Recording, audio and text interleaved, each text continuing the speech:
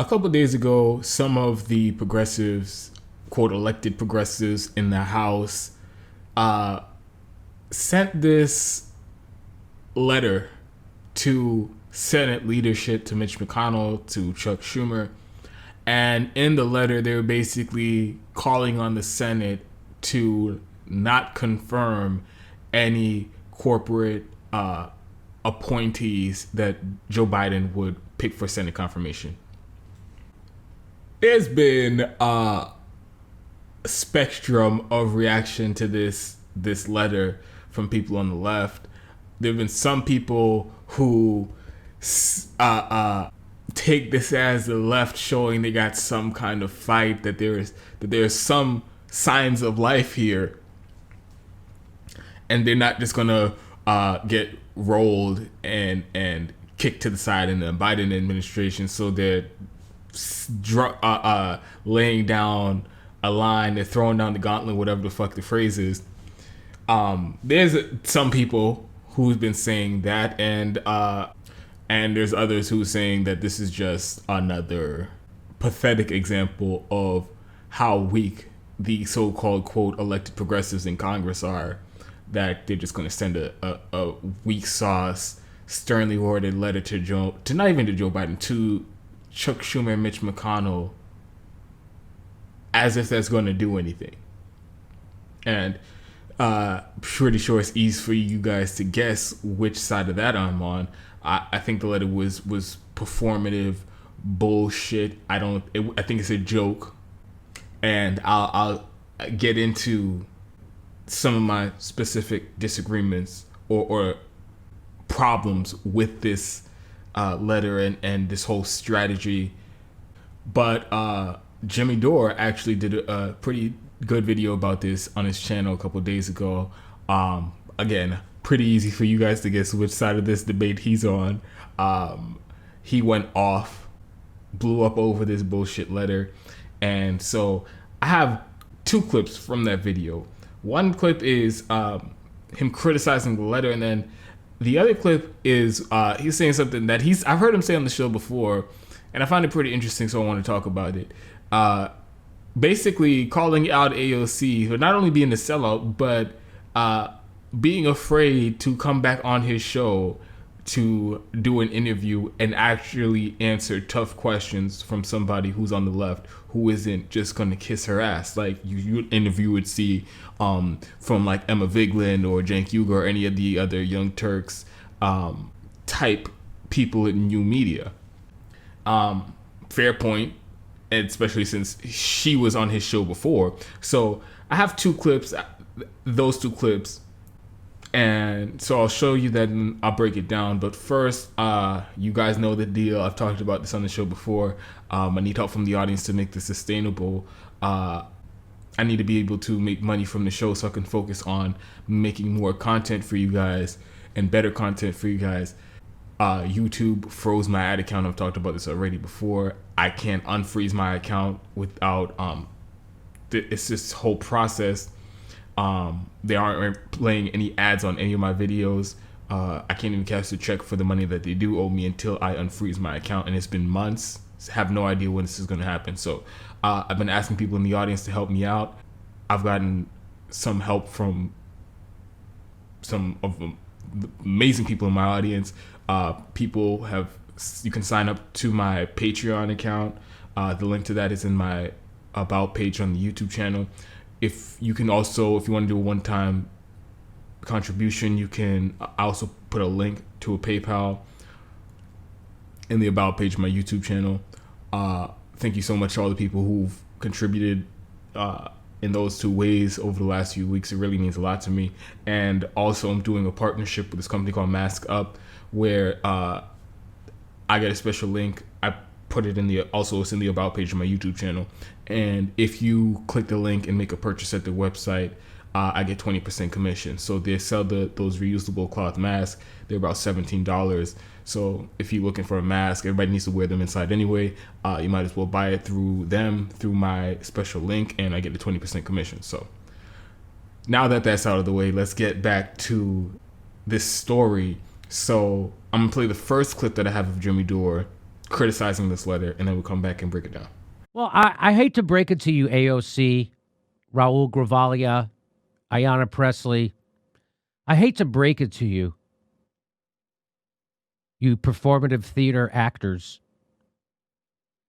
But Joe Biden's already installed the corporation in his campaign that you've endorsed. What do you mean, Jimmy? Well, Larry Summers, the architect of the 2008 financial collapse, Larry Summers, the dumbest smart guy besides Sam Harris, is part of the group running Joe Biden's campaign. Larry Summers. Do you know what Larry Summers? He's the vice president of the World Bank, and he's the one architecting the push for the Glass-Steagall deregulation, which led to the biggest crash ever. That's who already working for Joe Biden. Raul, already. How about Jim Chanos? He's a campaign advisor. He's also a Wall Street hedge fund manager. Jimmy, I found an article said in these times, the title is The Weapons Industry Lobbyist Advising Joe Biden. Let me repeat that title again. The Weapons Industry Lobbyist Advising Joe Biden. Oh, really? Stuart Eisenstadt has worked as a powerful political advisor as well as a corporate lobbyist for the oil and arms industries. Oh, wow. Look at that. They're already in there, you fucking lemming liars. You performative bullshitters, AOC, Ayanna Pressley, Raul Gravalia.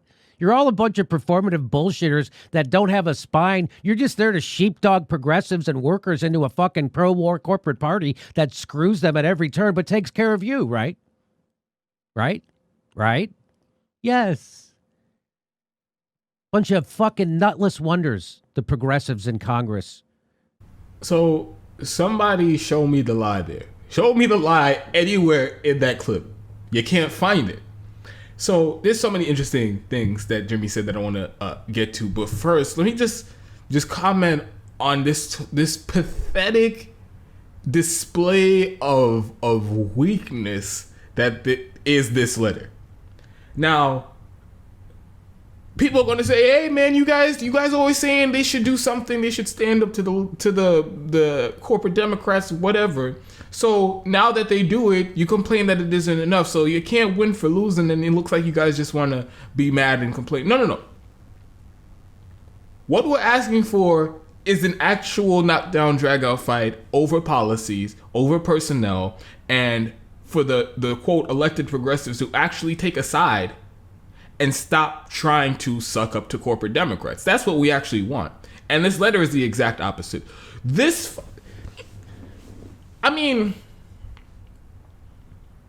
You write a letter to Mitch McConnell and Chuck Schumer telling them not to confirm any corporate picks from Joe Biden. If they're going to quote push Joe Biden to the left like I've been hearing for months now, why not direct it to Joe Biden? I mean, the letter's pathetic anyway, but why not just direct it to Joe Biden and say, "Hey, look, we know you're a corporate goon. We know you're a tool of the status quo and the establishment. But let me tell you this right now. You try to put up some corporate fucking executives or lobbyists for cabinet positions, and we aren't having that." That could have been the letter that they sent to Joe Biden. Would have been a weak and ineffectual just the same. But at least you are being straight up and calling him out and picking a fight with him. But this just looks weak. Oh, we're going to write this letter to Mitch McConnell and Chuck Schumer, who they will definitely ignore it. And we hope that it sends a message to the Biden campaign. Oh boy, you better look out for the progressives. We just hope that they pick up on this subtweet, the subliminal message that we just throwing out into the ether, and hopefully they change their corporate ways. Oh my God, that's so pathetic. And so they know that this isn't going to actually stop anything that Joe Biden is going to do in terms of corporate executives and lobbyists and whoever the hell else he's going to put in administration positions. Yet they're doing it anyway because, like I've said for months now, they already sold out. They already gave up the fight, and all they have left is performative theater so that they can signal to some of the most gullible people on the left, hey guys, I'm on your side. Hey guys, don't just abandon me yet. I'm still fighting for you. I'm still fighting against the establishment, TM, and we're actually going to get these left wing policy wins. You just have to keep voting for us. That's the only trick they have left up their sleeve. And again, that's exactly who this letter was for. They knew it wasn't going to change Joe Biden's mind. They knew he was going to stop picking corporate lobbyists to be in his administration because of this letter.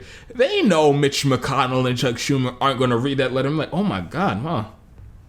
Guess we can't. I guess we're just going to have to just outright block these corporate nominees. Fuck no. They know that none of that is going to happen.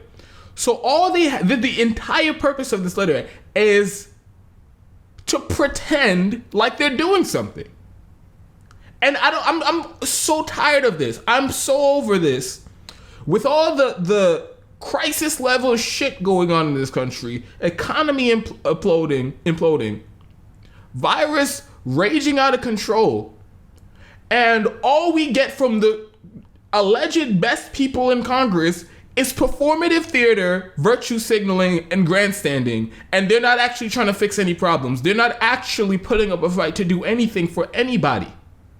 So I'm so over that.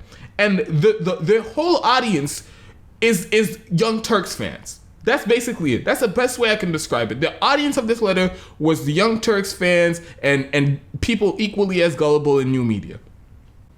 Because a lot of them are out there caping for AOC and the Justice Democrats and Bernie Sanders, and they're still saying, oh, they're our allies or whatever. They're still in the fight for us. They're taking on the establishment and all that. They've been saying this, and they've been going to the mat fighting with the people on the left like myself and like Jimmy Dore, who are over them in their bullshit. And so what this letter is just something for them to hang their hat on. Something for them to turn around and be like, hey man, I told you they're still fighting for us. Look, they sent this letter to Joe Biden. Even though the letter isn't shit, even though we know it's not going to do shit, and we know that they know it isn't going to do shit, at least it's a talking point. That's all this letter was. It was a talking point so that they can try to retain whatever little lefty bona fides they have left after they rolled over like a fucking dog for Joe Biden and the corporate Democrats for the last, I don't even know however many months. Now, to the points that some of the points that Jimmy was making in the video. This letter was moot on its face because Joe Biden already has those corporate picks, these corporate tools lining up his administration. First of all, they're already on the transition team, so that means that the corporate tools are picking other corporate tools for administration positions. So what do you think? Like this? So like I said, the letter is moot because as you're campaigning for Joe Biden, as you're telling people they need to vote for him, and all the corporate tools running his campaign, you're going to send out this completely contradictory letter and say, hey, now don't confirm any of these corporate tools that we know are part of your campaign in your administration. But they're already part of the campaign. They're already part of the transition team. Their names are already in the binders. They already have these appointments lined up and locked up. It's 2 weeks from the election. I've heard this point made only on Rising with Crystal and Sagar, and it's the point that this whole at the day after the election, that's when we're going to start pushing Joe Biden. That's the theme of this letter. The day after the election, we're taking it to Joe Biden. But that's it. The fight's already over in terms of who's getting picked in the administration. By the time the election night is, the fight's already over, and they already have the binders full of cabinet positions, undersecretaries, and White House staff. That's already picked up. That's already written in stone. So again, the letter is bullshit for many other reasons, including that one. Now I want to get to the second clip, which is what the title of this video is, where Jimmy basically calls AOC out for not only being a sellout, but being a coward and being afraid to come back on his show. So it's a very interesting clip. It's something that he's talked about on his show before, but I think it's very interesting. I think this is an interesting conversation because this can be applied to not just AOC, but really all these quote elected progressives. They all avoid Jimmy Dore like the plague. Also, other people in new media, and nobody has a good reason why they do it. So we'll talk about that after the clip. You got to vote for Chelsea Clinton or else Cyborg Cheney is going to become president. Now is not the time for purity checks. There's going to be another president election in 2032. You got to vote for. So there's your literally sending a sternly worded letter to no one, not even sending it to Joe Biden. Your progressive caucus are a bunch of pathetic fucking pukes that are worthless. They vote for the surveillance state. They all voted for the largest upward transfer of wealth in human history. They won't call out Nancy Pelosi, who is your enemy. They are fucking feckless cowards. They're so cowardly they won't even come on this show, like AOC. Won't even can't face a question from a jagoff comedian. She could come on the show when she needed it to boost her campaign. She knew me before I knew who the fuck she was. But now she won't come on because she doesn't have the balls to answer a real question. Because she's selling you out. AOC is a fucking sellout, just like Bernie Sanders. They are selling you out. And you know what they're getting for it? Almost nothing. That's how bad they are at politics. What are they getting for it? Nothing. What did Bernie Sanders get? Nothing. All right, so to the point about, he makes a damn good point about how she came on his show when she needed the boost from one of the largest lefty news shows. She wanted that boost to her campaign when she was running against Joe Crowley back in 2018. Back when she had absolutely no name recognition. Nobody knew who the fuck she was. Jimmy Dore says it right there. She knew me before I knew who she was. So it's funny that once she's elected now, once she's officially part of the Democratic Party, oh, now Jimmy Dore, oh, he's too fringe, he's too out there. And he says it like, and he didn't say it in this clip, but I've heard him talk about this before. She won't, her or her staff won't even respond to emails from Jimmy Dore. They won't respond to interview requests. They damn sure aren't coming back on his show. And that's just very weird to me. In this clip, he says how her and Bernie, they're afraid to do it. They're afraid to come on this show because, now he says that he thinks it's because she's a sellout. He knows he's a sellout, and she's afraid to answer any real questions from the left. I definitely think that's a legitimate, a serious possibility as to why she's avoiding coming back on Jimmy Dore's show. But also, I think it's that she's just a partisan, Democratic partisan now. She's a operative for the Democratic Party. And it's no secret, the Democratic Party despises Jimmy Dore and people who he affiliates with. And it's been this way for years. From definitely when he was criticizing Hillary Clinton back in 2016, turned off a lot of people from the Jimmy that turned off a lot of shit libs and Democratic operatives and politicians. Even when his criticisms of the Obama administration and how hard he went after Obama, that also put him on the shit list.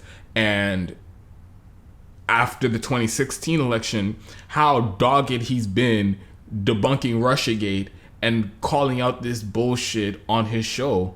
That also pisses him off.